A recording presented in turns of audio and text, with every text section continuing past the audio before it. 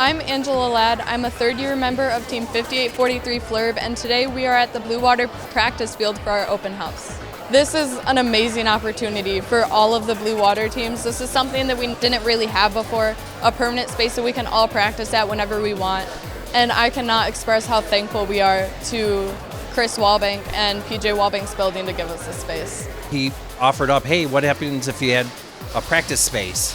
And then that kind of evolved into what you're seeing here today. So each school that's a part of Blue Water Robotics Alliance has their own pit area. So you can choose to leave it here if you want and then just take it out for competitions.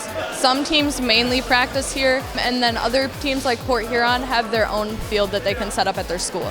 So for our team specifically, before we had this space, we made our own elements in our high school, and we built it all by ourselves, and then we'd use it, but we'd have to take it down every night because it was a classroom. Or we'd go to somebody else's space that they had a field that they let us use. For example, Romeo's team, they had their own space that they let us use when we needed it. We're competing with a lot of teams in Macomb and Oakland County that have access to a lot of resources, a lot of engineering help that isn't as available here. So we're hoping that we can use our collective experience here to increase everybody's strength.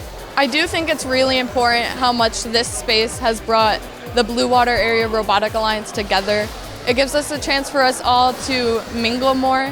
We all, as a group, put together the field, and that was such an accomplishing moment with mostly every team there, and we all set it up together, and it was just like a very good, feel-good moment for us all. I'd like to thank all of our partners, present and potential future partners. It really is a very overwhelming and great experience.